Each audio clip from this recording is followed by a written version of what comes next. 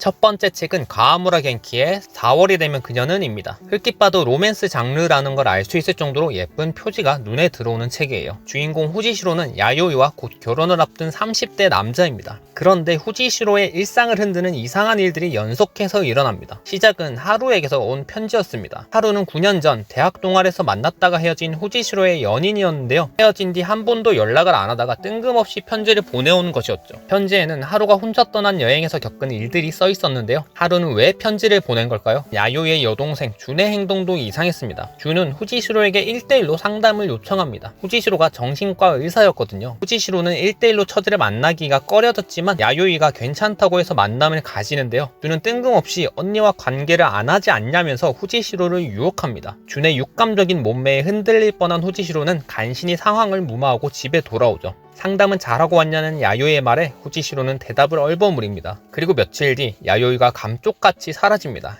야요이는 왜 사라졌을까요? 저는 로맨스 소설을 좋아하는 편입니다. 그 이유는 다른 장르에 비해 로맨스가 직관적이고 쉽기 때문입니다. 청소년 소설을 좋아하는 이유와 비슷한 맥락이에요. 그런데 4월이 되면 그녀는 굉장히 베베 꼬였습니다. 사랑이라는 감정에 부정적인 사람이 사랑에 빠졌을 때 쓴 책 같달까요?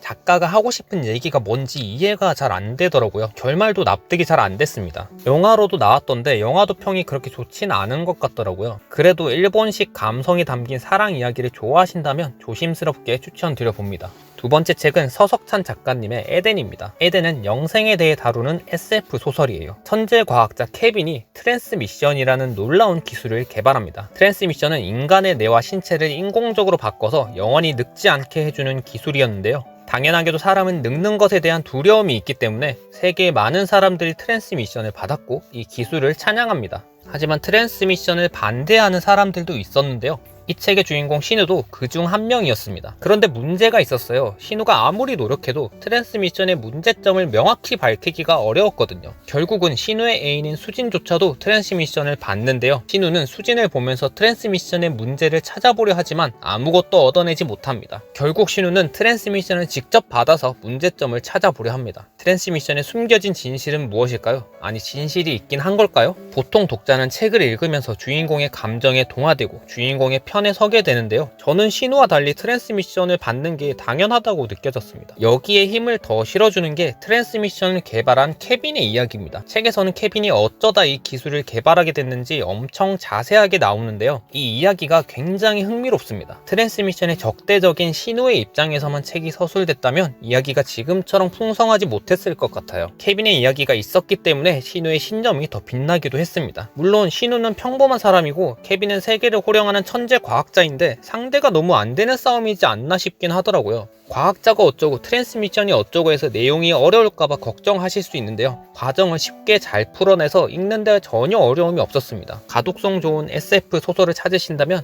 에덴 추천드립니다. 세 번째 책은 유진아 작가님의 빛의 위로입니다. 시작이 좀 독특한 책이에요. 학원 선생인 윤슬은 태풍 때문에 혼자 학원 건물에서 오도 가도 못하고 있었는데요. 평소 챙기던 길고양이가 안 보여서 창고에 찾으러 갔다가 밖에서 어떤 남자가 문을 잠그는 바람에 창고에 갇혀버립니다. 그러다 바람이 심하게 불어 창고의 창문이 깨지고 빗물이 들이치는데요. 물이 가슴까지 차면서 이렇게 죽는 건가 싶을 때 또 다른 남자가 나타나 윤수를 구해줍니다. 한편 생명이 위급한 어떤 여자가 병원에 실려옵니다. 학원에 갇힌 윤슬의 이야기와 병원에 실려온 여자의 이야기가 번갈아가며 진행돼요. 처음엔 두 이야기 모두 상황이 이해가 안 돼서 이게 뭐지 하면서 보게 되거든요. 근데 조금만 읽으면 이 구도가 금방 이해가 돼요. 이해가 될 쯤엔 윤슬의 어린 시절과 지금 왜 이 지경이 됐는지가 나오는데요.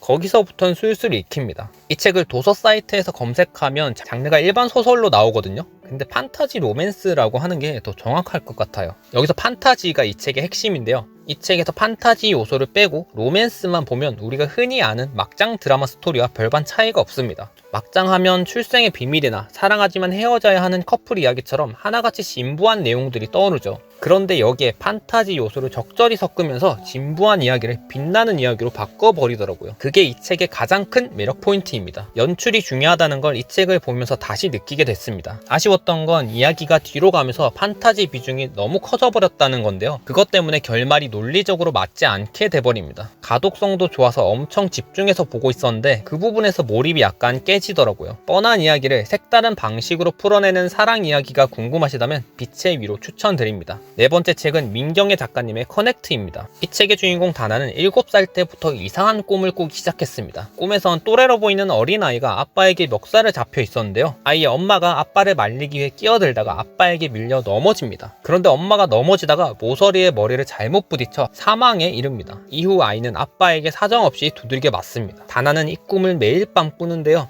엄마에게 꿈에 대해 말해봤지만 엄마는 대수롭지 않게 생각했죠. 그러다 다나는 초등학교 입학식에서 꿈에서 봤던 그 아이를 실제로 만나게 됐고, 그날 밤 꿈에서 봤던 그대로 아이의 엄마가 세상을 떠납니다. 다나는 그날 이후 그 꿈을 더 이상 꾸지 않게 되는데요. 꿈의 주인공을 만나야 악몽을 멈출 수 있다는 걸 알게 됩니다. 중학생이 된 다나는 또다시 악몽을 꾸는데요. 이번엔 6.25 전쟁으로 인해 피난을 가고 있는 소녀를 보게 됩니다. 지금 시대로 환산하면 꿈속의 소녀는 70이 넘은 할머니일 텐데요. 다나는 할머니를 찾아내고 악몽의 사슬을 끊어낼 수 있을까요? 저도 평소에 꿈을 자주 꾸는 편이라 꿈이라는 소재를 좋아합니다. 커넥트에서는 꿈을 어떻게 활용할까 기대하면서 보게 되었어요. 그런데 기대 이하였습니다. 이 책만의 특색이 전혀 없더라고요. 가독성도 좋고 나름 감동도 있었는데요. 다른 청소년 소설과 차별점이 없습니다. 청소년 소설에 자주 등장하는 공식이 있습니다. 부모에게 사랑받지 못한 두 아이가 우연히 만나 서로에게 위로를 받게 되고 이 아이들을 돌봐주는 어른이 한 명 등장한다. 이게 청소년 소설의 매크로 1번인데요.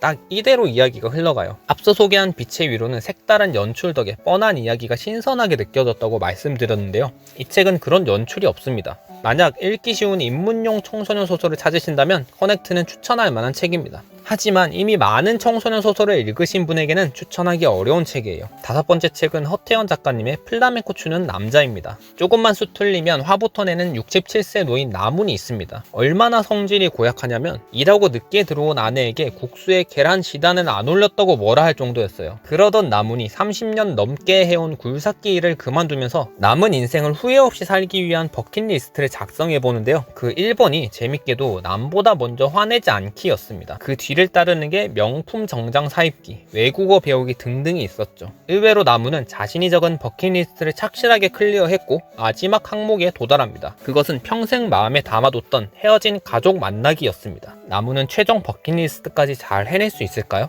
플라멩코 추는 남자는 11회 홈불 문학상 수상작입니다. 13회 수상작인 지켜야 할 세계를 정말 재밌게 봤고 14회 수상작인 시티뷰는 아쉬웠는데요.